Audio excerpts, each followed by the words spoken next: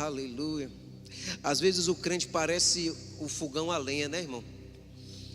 O micro-ondas esquenta rápido, né? O fogão a gás esquenta rápido, mas às vezes o crente parece o fogão a lenha. A gente precisa botar um fogozinho e vai soprando, e vai soprando, e vai soprando. E quando o fogo acende, aí cumpre-se a palavra de Provérbios: o fogo nunca diz basta. Fala para o seu irmão assim: o fogo nunca diz basta. Deixa queimando no teu coração, em nome de Jesus. Irmãos, normalmente Deus sempre traz palavras para mim. Muitas vezes Deus traz palavras para mim assim de raiz, pastor André. Não é de fruto, sabe? Deus me dá muitas palavras de raiz. O que eu quero dizer com isso? De mexer assim lá no profundo, sabe? Mas da semana passada para cá, o Senhor tem falado algo no meu coração muito mais profético do que até mesmo de ensino, de instrução. E eu estava orando aqui na igreja na sexta-feira. Tem 3 semanas, exatamente 3 semanas, que na sexta pela manhã eu abro mão de trabalhar e venho aqui, tiro um período de oração aí no 3º andar. Aí acaba às vezes fazendo a live da igreja, o pastor pede, mas a gente tira um período de oração. E isso tem crescido, né? Então, não espere que hoje aqui pastor Júnior siga uma lógica de ponto A, ponto B, ponto C. Eu só vou derramar o que está no meu coração. É uma mensagem mais profética do que até mesmo de ensino, certo? Eu quero começar com vocês em 1 Crônicas, capítulo 12, versículo 32, só para usar como uma base para a gente decolar a partir daqui. Eu quero que você entenda que nós estamos vivendo um tempo que é o limiar. Eu estou aqui na beira do altar. Se eu der mais um passo, você sabe o que acontece. Nós estamos vivendo esse tempo, mas não é para a gente se esborrachar, não. Nós estamos assim a um passo do avivamento que nós sempre sonhamos. Há sinais de Deus, há sinais de Deus, e nós temos que aprender a ler esses sinais. Então, 1 Crônicas capítulo 12, versículo 32. Olha o que é que diz: da tribo de Isacar, 200 chefes, que sabiam como Israel deveria agir em qualquer circunstância, comandavam todos os seus parentes. Essa versão da NVI está um pouquinho diferente. Vê se tu acha uma versão diferente da NVI, porque essa expressão aí, sabiam como Israel deveria agir, ela é traduzido como: havia um povo na tribo de Isacar, 200 homens, que conhecia a ciência dos tempos. Conhecia a ciência dos tempos. Apareceu aí? Se você encontrar, você coloca, tá? Então aqui nessa versão que eu tenho aqui, diz assim, ó, 1 Crônicas 12, 32. Todos os filhos de Isacar, 200 dos seus chefes, destros no conhecimento dos tempos, para saberem o que Israel deveria fazer. Todos os seus irmãos seguiam suas ordens.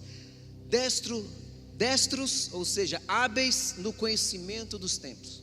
Ciência dos tempos. O que é a ciência dos tempos? É aquela pessoa que, por uma inspiração divina, por uma percepção do Espírito Santo, um discernimento espiritual, ela começa a mapear o que está acontecendo e vai juntando as peças do quebra-cabeça de Deus. Quem já montou quebra-cabeça aí? Né?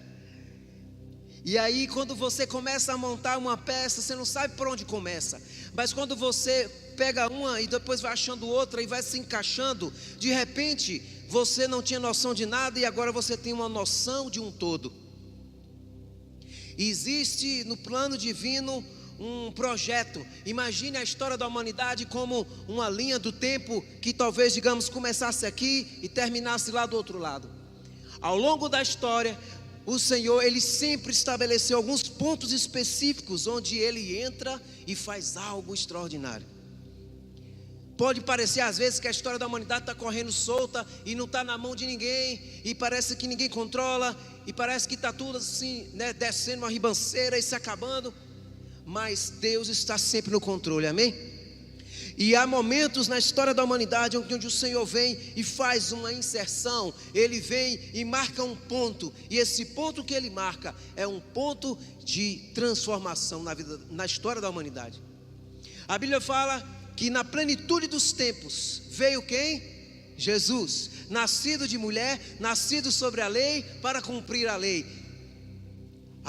O momento certo de o Senhor Jesus chegar foi a plenitude dos tempos, foi naquela hora. Por que o Senhor não mandou Jesus agora, 2022? Por que Jesus não veio no ano 1000? Por que Jesus não veio, quem sabe, no ano 500? Não, havia uma conjuntura no mundo que era propícia para o que Deus queria. A época do Império Romano foi a época certa, por causa de toda aquela conjuntura, para trazer e inserir Jesus na história da humanidade. Mas assim como foi no nascimento do nosso Salvador, existem outros momentos, onde Deus ele tem os seus pontos, e Ele vem e faz. Ele fez isso na vida de Noé, Ele entrou na vida de Abraão, na história de Abraão. Ele entrou na história do Egito para socorrer através de José no tempo da fome, e Ele entrou para julgar no tempo de Moisés, tirando o povo de Israel do Egito. E esse texto diz que haviam homens que eles tinham destreza, eles tinham habilidade em conhecer essa ciência dos tempos, eles conseguiam ler os sinais. Fala para o seu irmão assim: você está lendo os sinais de Deus? Aleluia. E esse é o tempo em que a gente tem que entender o que Deus está querendo fazer. Por que é importante entender o que Deus está querendo realizar, o que Ele está querendo fazer? Porque se você entender, você pode cooperar com Ele, e Ele quer que você coopere com Ele, amém? Já pensou, você está lá na cozinha e você está fazendo uma feijoada, e chega alguém perto lá e você fala: me dá o sal aí, e a pessoa confunde o sal branquinho com aquele açúcar de confeiteiro branquinho, e ela vem e traz o açúcar de confeiteiro, e aí você vai colocar, aí a pessoa está mais atrapalhando do que ajudando. Muitas vezes nós estamos mais atrapalhando ao Senhor do que ajudando, por não entender os sinais e não entender o que Ele está começando a fazer. Houve uma geração nos tempos de Esdras e nos tempos de Neemias que viveu um avivamento, que viveu um tempo de restauração depois de uma destruição. E naqueles tempos ali de Esdras e de Neemias, o Senhor sinalizou como que Ele queria fazer algo. Ele sinalizou levantando ou despertando o espírito do rei Ciro. Se você botar aí na tela, você vai achar isso em Esdras capítulo 3, versículo 1. Não, perdão, Esdras 1, 1. O Senhor desperta o espírito de um rei, dizendo: é tempo de restaurar o templo do Senhor em Jerusalém, que está em ruínas. Esse rei não era crente, esse rei não conhecia Deus, esse rei era um rei pagão, mas era o imperador daqueles dias. Esdras capítulo 1, versículo 1. E o Senhor desperta o espírito desse homem. Quando Deus quer realizar algo, Ele desperta até mesmo o ímpio para começar a fazer. E nós estamos vendo tempos em que Deus está dando os sinais. Nós estamos perto de mergulhar nesse avivamento. É porque a gente é especial? É porque a gente é melhor do que outras gerações? Não, irmãos. Se nós não entendermos os sinais, isso pula e passa a nossa geração e vai para uma outra geração. Diga assim comigo: Senhor, eu estou aqui, não vai passar da minha geração. Eu vou mergulhar, eu vou me envolver, eu quero cooperar contigo, amém? Então, deixa Deus despertar. Deus está despertando o espírito das pessoas. O que é que aconteceu nessa época aí, ó? Despertou o Senhor o espírito de Ciro. Significa chacoalhou. Por isso eu disse a você no final da oração: segura o seu irmão, chacoalha ele aí. Porque essa palavra despertar significa isso. Às vezes nós estamos parados, estamos dormindo, e vem o Senhor e sacode a gente, e chacoalha a gente mesmo. Esse é o significado. E Deus, ele fez isso com Ciro. E Ciro se levanta e dá um decreto: pode mandar restaurar o templo do Senhor em Jerusalém, que está em ruínas. Depois ele autoriza e diz assim: quem de vocês que é do povo de Deus e quer ir para essa obra, que se levante e vá. E aí mais adiante no próprio capítulo você vai ver que muitos do povo têm também o seu espírito despertado. Aleluia. É tempo de você interceder para que o Senhor desperte o espírito dessa pessoa que está ao seu lado aí agora.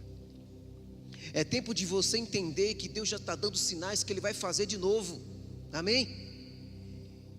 Deus vai fazer de novo.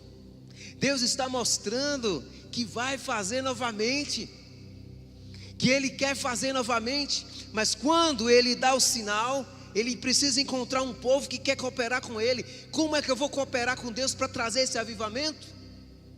Eu vou pegar uma caixa de som, eu vou para a rua e vou começar a pregar o Evangelho, amém? Isso é importante. Mas a primeira coisa que você precisa fazer é dobrar os seus joelhos, aleluia, e entender que você é uma igreja do alto.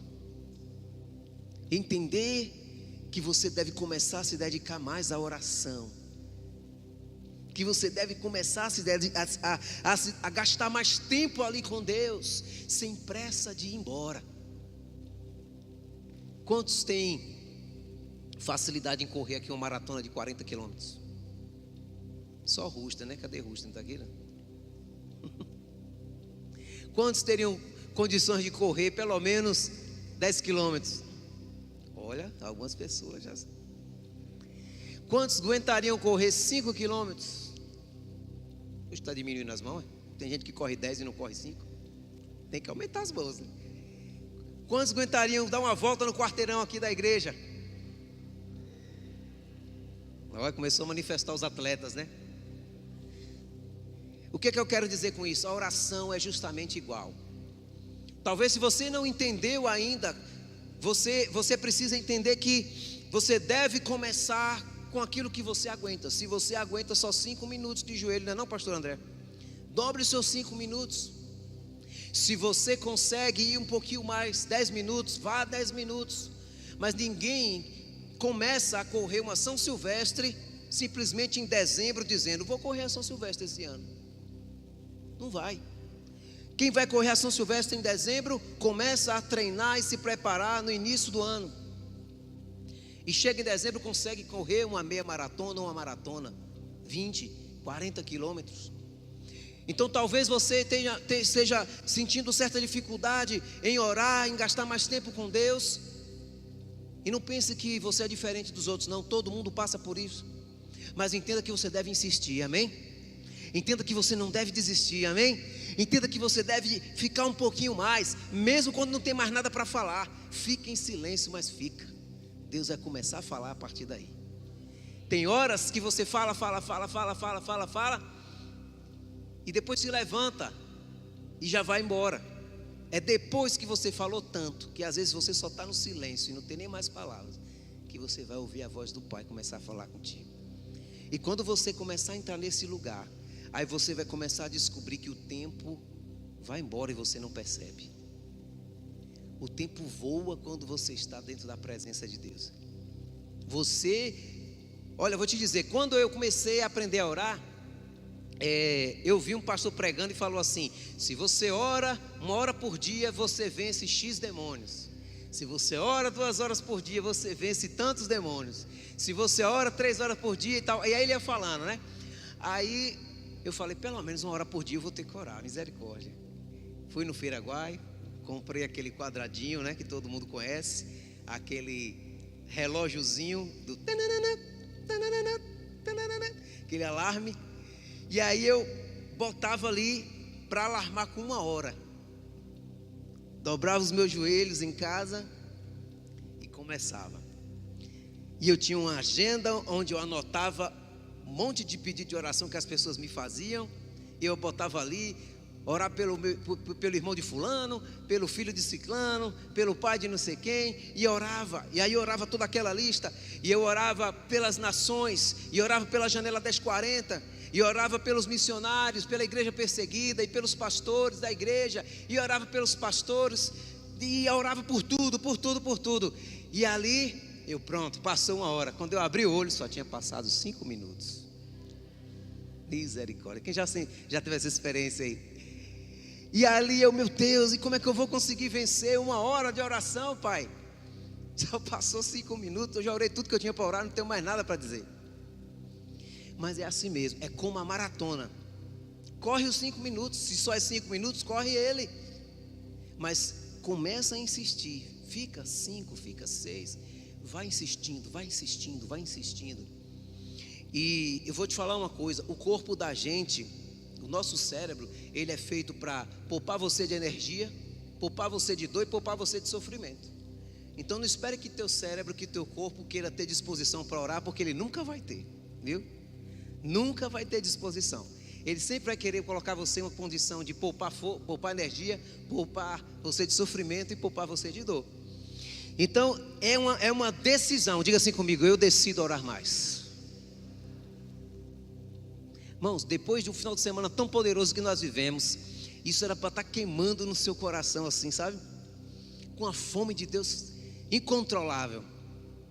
E é por isso que nós temos que orar, para o Senhor despertar o espírito da igreja para a oração. Por quê? Porque é o primeiro lugar onde você e eu vamos começar a cooperar com Deus para trazer esse avivamento. Esdras e Neemias são contemporâneos de um mesmo período. O povo de Israel havia sido levado cativo para a Babilônia e havia uma profecia, olha os tempos de Deus, que eles passariam 70 anos na Babilônia. Daniel, não é o nosso Daniel aqui, mas é o Daniel de lá da Bíblia, discerniu, lendo os livros e as profecias de Jeremias, que seriam 70 anos o cativeiro babilônico. E ali ele começou a cooperar com Deus, percebendo que estava perto de acabar os 70 anos. Aleluia. Ele começou a entender o sinal, digo, olha, está acabando o prazo, Deus falou que era 70, eu vou começar a cooperar com Deus. Ele começou a jejuar, ele começou a orar. Houve guerra no céu. Miguel e os seus anjos, os seus arcanjos, né? E batalharam contra o principado da Pérsia, porque os demônios estavam no segundo céu, impedindo que viesse a resposta para as orações de Daniel. E Daniel insistiu no jejum, e insistiu na oração por 21 dias, e veio a resposta. Sai um anjo e vem e traz a resposta. Todas as vezes que você dobrar o seu joelho, o céu já vai te ouvir na primeira vez. Mas é preciso que talvez eu e você aprendamos a insistir um pouquinho mais, porque tem coisas que nas regiões celestiais o inimigo tenta segurar, tenta prender. Mas Deus está contando comigo e com você, amém? Deus está contando com a gente. Deus deu a Daniel aquele discernimento espiritual. Daniel, presta atenção nos sinais, são 70 anos, você está vivendo o período em que vai acabar os 70 anos. E Daniel disse, eu entendi, Deus. 3 vezes ao dia Daniel dobrava os seus joelhos, 3 vezes ao dia ele se voltava para Jerusalém e orava e clamava ao Senhor. E decidiu jejuar. E Daniel, cheio de Deus, passou pelo reinado de 3 reis. Já pensou o que é? Mudar o prefeito 3 vezes, mas não muda o secretário da saúde, um exemplo. Todo prefeito novo que entra, mantém aquele lá. Foi Daniel, passou por 3 reinados longos. E aí, nesse período de Neemias e de Esdras, havia destruição, havia dor, havia sofrimento, havia caos, havia um povo ferido, havia um povo que estava vivendo momentos de muita miséria, de muita dificuldade. O templo do Senhor foi destruído, aquele templo glorioso em que Salomão, quando inaugurou, a glória de Deus encheu a casa de tal forma, com uma nuvem de glória, que os sacerdotes não conseguiam ficar em pé. Já pensou o dia em que você abria essa porta de vidro para entrar aqui na igreja, e a glória de Deus ser uma coisa tão forte, que quando você abrir aquilo ali, você não consegue nem pisar, você já cai lá. Assim naquela inauguração, veja, E esse templo maravilhoso de Salomão foi destruído. Por quê? Porque não houve honra com o que Deus estava fazendo. E uma geração perdeu de cooperar, perdeu de cooperar com Deus. E foi viver um período de sofrimento. Mas nessa época de Esdras e de Neemias, o Senhor começou a dar os sinais. Se você der uma olhadinha no capítulo 1 de Neemias, você vai ver que Neemias, ele começa a receber notícias de como estava o povo dele lá em Jerusalém. Mais do que receber notícias, ele procura saber. Ele fala: vocês que foram lá, como é que está Jerusalém? Como é que está o povo? Como é que está a minha cidade? E as notícias que chegavam faziam o coração de Neemias gemer, chorar. E ele entendeu: é tempo de cooperar com Deus. Neemias, você lê às vezes a Bíblia assim, ó, passa uma página, chega no outro capítulo. Para você é fácil virar uma página, mas às vezes no virar de uma página, você está virando ali 4 meses. Virar uma página é rapidinho, né? Neemias, quando recebe as notícias, ele decide orar. Ele não vai logo falar com o rei. Neemias ora e jejua por 4 meses. Você está entendendo por que eu estou falando isso? Porque Deus está dando o sinal de que Ele quer fazer de novo nessa cidade um grande avivamento. Deus está dando de novo sinais de que Ele vai fazer nessa geração um grande avivamento novamente. E é a hora que eu e você temos que entender: Senhor, o Senhor quer fazer? Vou começar a cooperar. Vou chamar 2, 3, num horário que às vezes não tem nada para fazer. Vou lá para cima, para o 3º andar. Vou orar por avivamento.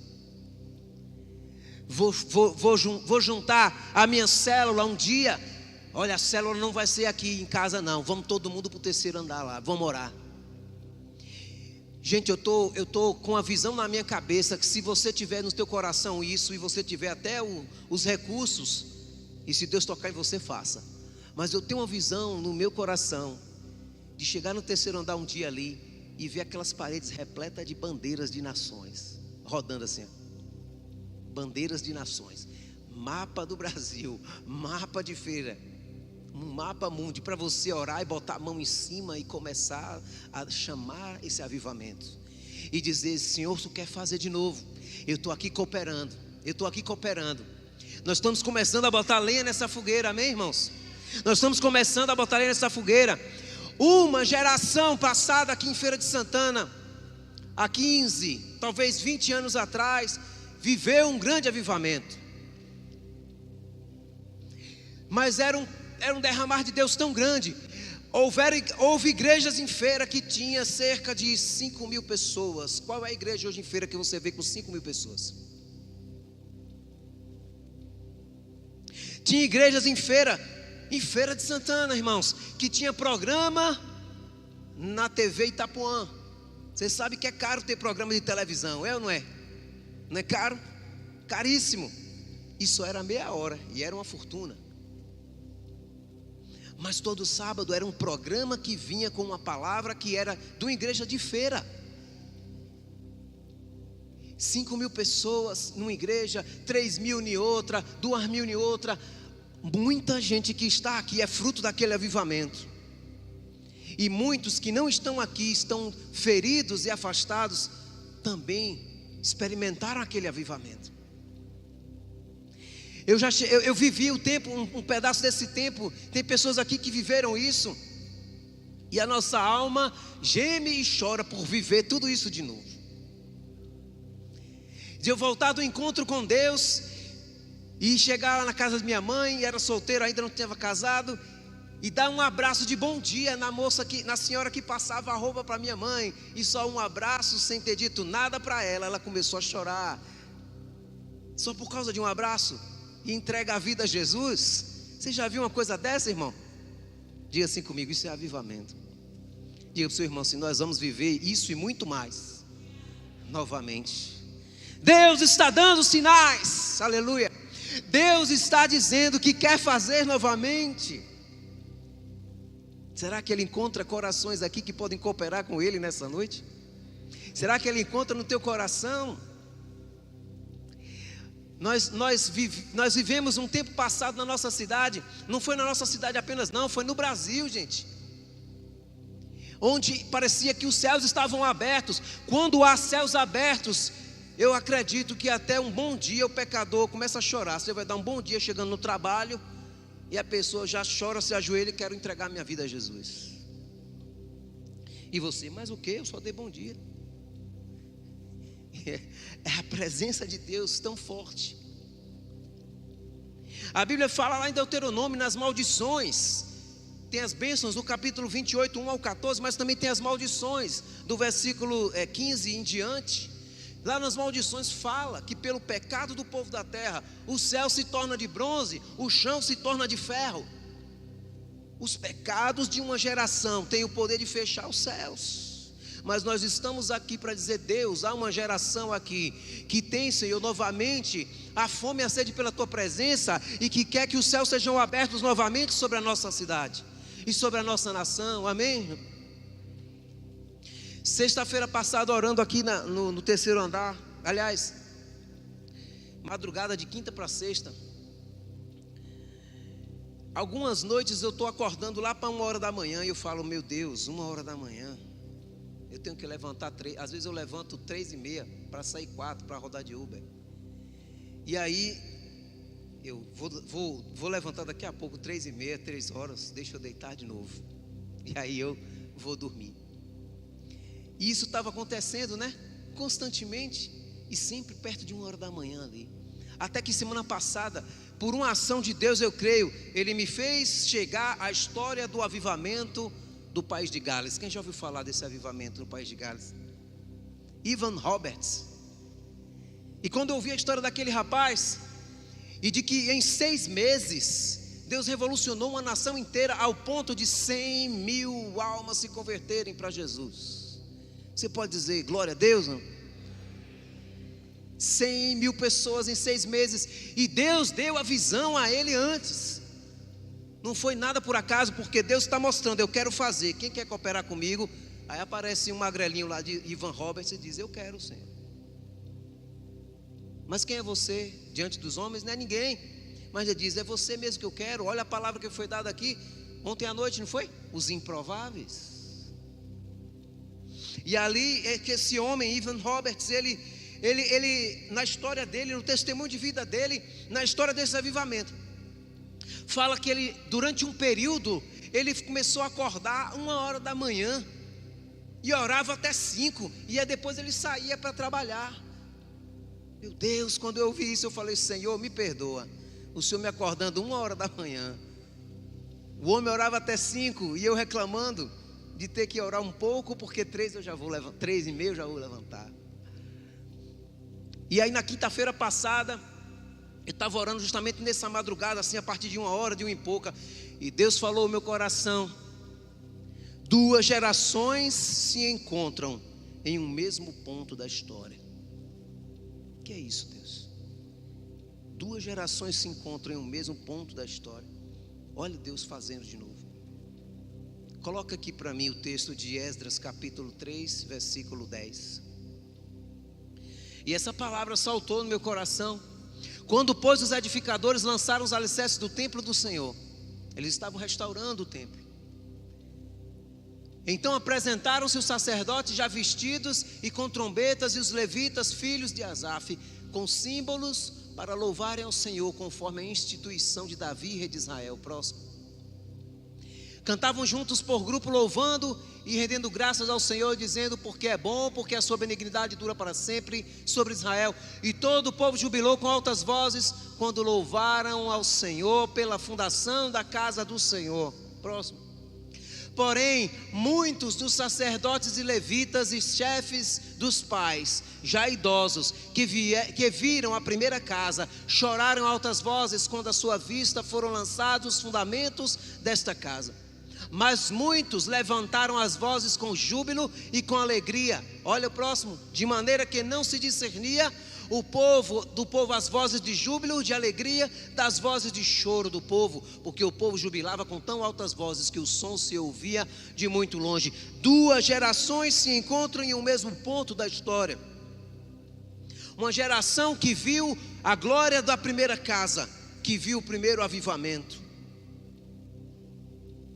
E agora uma nova geração que estava sendo levantada por Deus, e estava vendo os fundamentos, o início de um novo mover de avivamento.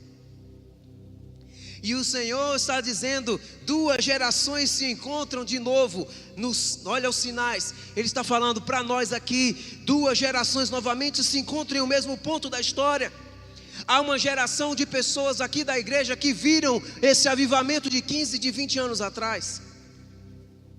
E há uma nova geração que não experimentou as coisas do passado, mas está desejando e se alegrando com as coisas novas que Deus está fazendo. Mas Deus não vai levantar a nova sem antes restaurar a antiga. Aleluia. É como o arco e como a flecha. O valente é o Senhor. A flecha é a nova geração, mas de nada adianta a flecha sem o arco, que é a antiga geração, para ser lançado. Então Deus está dizendo, eu vou restaurar esta geração que viveu tudo isso, que experimentou esses moveres, esses milagres. Eu vou restaurar e vou levantar também a nova geração, as duas na mão do valente, que é o Senhor. Duas gerações se encontram no mesmo ponto da história.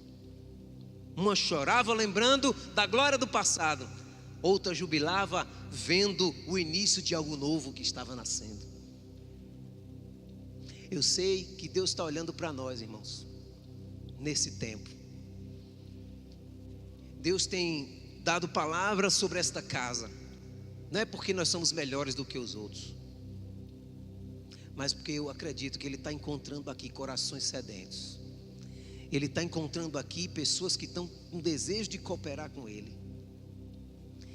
E se você entender isso, você não vai ficar de fora do que Deus vai fazer. Amém? Nós vamos viver esse mover. Nós vamos experimentar. Não vai ser relatos de uma história do passado. Vai ser coisas realmente extraordinárias acontecendo. No avivamento do país de Gales, que Deus me levou a dar uma olhada semana passada, há relatos em que as pessoas chegavam num bar para tomar cachaça, mandava botar cachaça no copo, e a pessoa nem bem segurava, ela largava a cachaça lá. A glória de Deus era tanta que a pessoa saía dali e ia para a igreja. Há relatos de pessoas que andando nas ruas caíam no chão, confessando os seus pecados. É o peso da glória de Deus mudando a realidade de um país inteiro, de uma nação inteira. Quando esse avivamento estava acontecendo lá pelos idos de 1906, 1905, eu acho, paralelo a esse avivamento, pulando cá para a América do Norte, Deus começa o avivamento da Rua Azusa. Quem conhece a história do avivamento da Azusa também? Irmãos, conheça, vai estudar as histórias do avivamento, porque essas gerações passadas não mantiveram a chama acesa porque erraram em algumas coisas. Se você entender onde eles erraram, você pode evitar esses erros agora, e o avivamento que está para chegar, você vai manter aceso.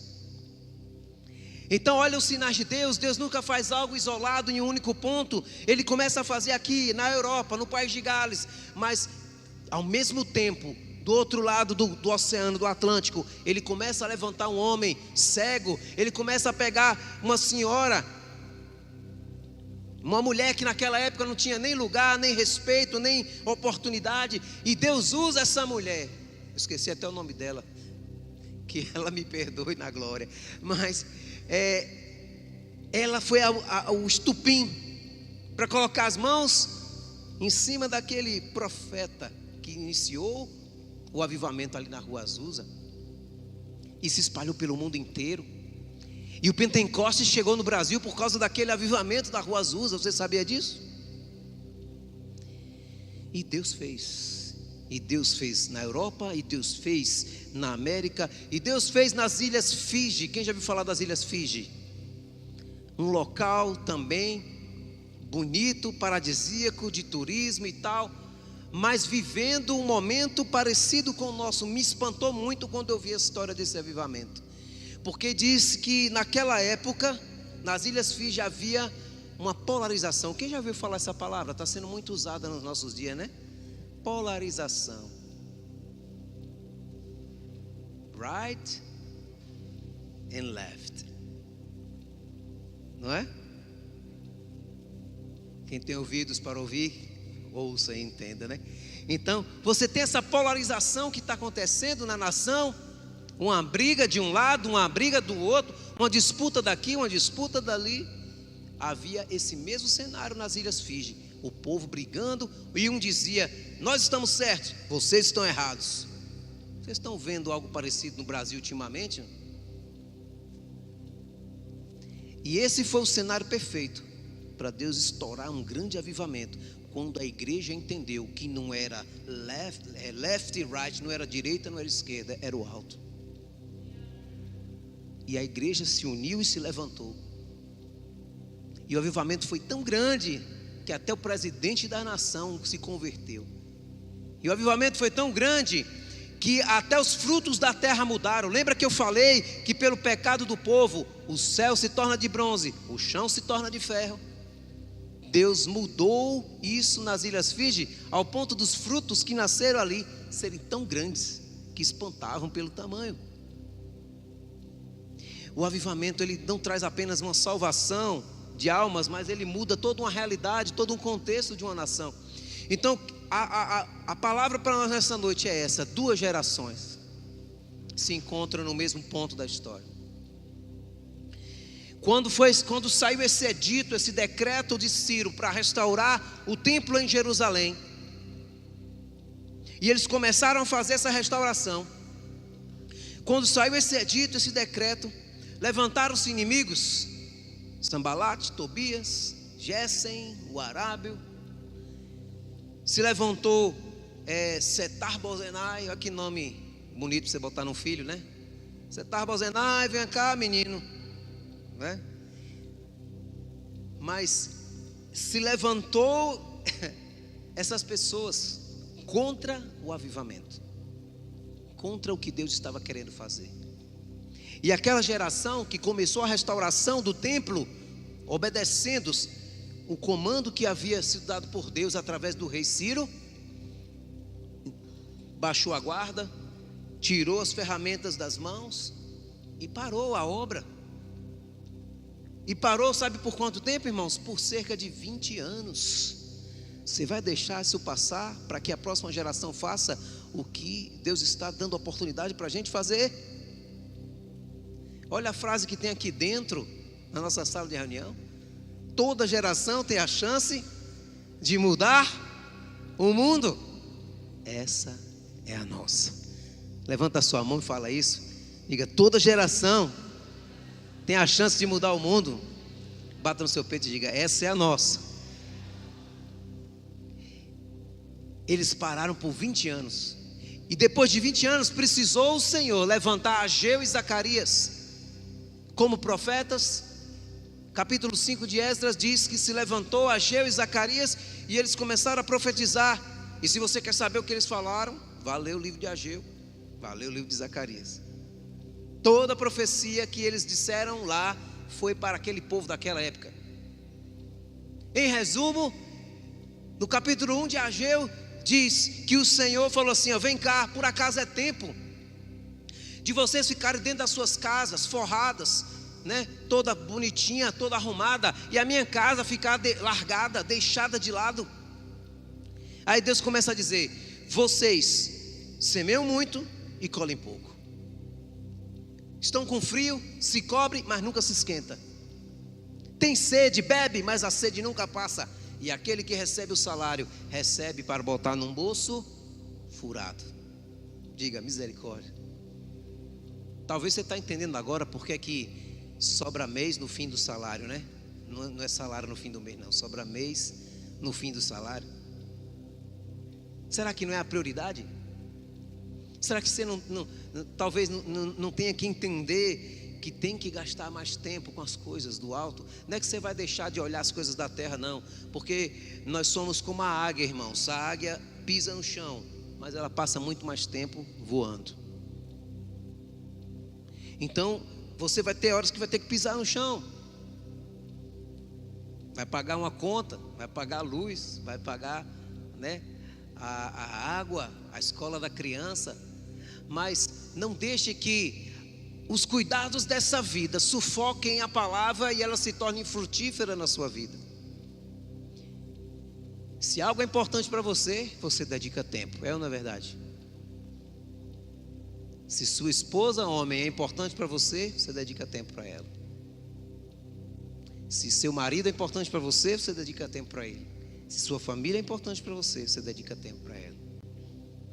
E se Deus, e se os planos dele, os propósitos dele são importantes para você, você vai arranjar um tempinho. Nem que seja como Ivan Roberts, orando 1h da manhã.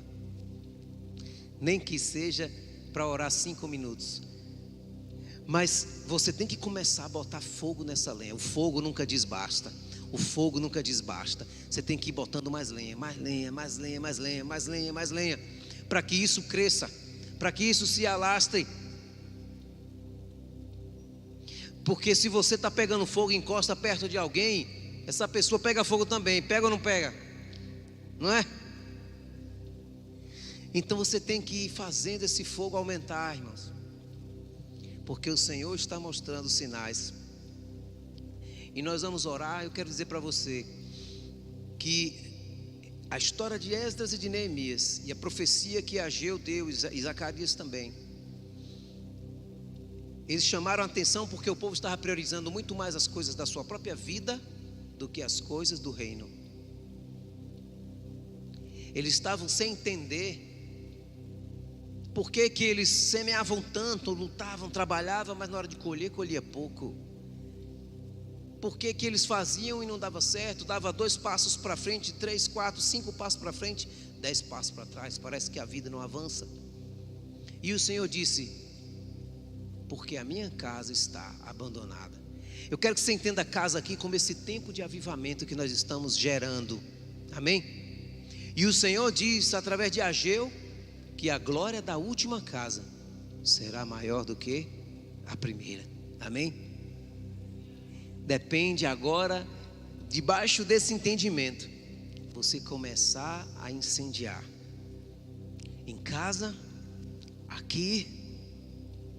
É você começar a entender que deve mergulhar e deve cooperar com Deus. Talvez você não sabe pregar, talvez você não tenha dinheiro para comprar algo, para financiar para a obra do reino de Deus, mas você pode começar a orar. Foi o que Neemias fez. Ele só era copeiro do rei e ele começou a orar e orou por 4 meses por Jerusalém e pelo seu povo, entendendo que Deus estava querendo fazer algo novo. E aquele homem que não tinha pretensões de ser governador de Jerusalém, ele só queria orar pelo seu povo e queria ver a melhora da sua terra. Aquele homem, Deus o levantou como governador de Jerusalém para restaurar os muros, a muralha da cidade. Eu não sei o que Deus vai fazer na sua vida, aonde Ele vai te levar, o que Ele pode fazer, por que caminhos Ele pode te levantar. Mas Ele precisa encontrar primeiro um coração que chora por essa geração. Ele precisa encontrar primeiro em você um coração que está ligado com o dele. E você chora por aquilo que ele chora. E você se alegra por aquilo que ele se alegra. Quem está entendendo isso aqui essa noite? Vamos orar? Que hora é essa aqui? Vamos orar. Porque é tempo de despertar o Espírito. Quando Deus começa a fazer, Ele desperta o Espírito. E eu quero que você entenda que o apóstolo Daniel Branco é uma bênção, mas ele já pegou a estrada e agora está pregando lá em Salvador. Mas o Espírito de Deus não foi embora, está aqui, amém? Pregadores vêm e vão, trazem palavras de Deus para nós, entregam aquilo que o Senhor está querendo para nós como igreja, mas o Senhor da igreja continua aqui. E Ele é esse fogo vivo que você tem que deixar-se ser tocado por Ele agora. É tempo de entender os sinais. Jesus fala Em Mateus capítulo 16, coloca aí por favor para a gente começar a orar. Mateus 16, verso 1. Só para você ver o que é que o Senhor Jesus fala. Mateus 16. Chegando-se os fariseus e os saduceus para o tentarem, pediram-lhe que eles mostrasse algum sinal do céu. Próximo. Mas ele respondendo disse-lhes: quando é chegada a tarde, dizeis, haverá bom tempo, porque o céu está rubro. E pela manhã, hoje haverá tempestade, porque o céu está de um vermelho sombrio. Hipócritas, sabeis discernir a face do céu e não discernis os sinais dos tempos. É isso que o Senhor está dizendo para mim e para você, igreja. A gente sabe dizer se vai chover porque está ficando nublado. A gente sabe dizer que vai começar o outono, a primavera, porque começa a florir. E não estamos entendendo os sinais. Deus está dizendo: eu tenho um plano para a história da humanidade, e é o tempo, é a hora. 2022, eu estou querendo iniciar algo novo. Eu posso contar com você, minha igreja, para esse tempo, para essa hora. Entenda os sinais. Aleluia. Erga suas mãos em nome de Jesus.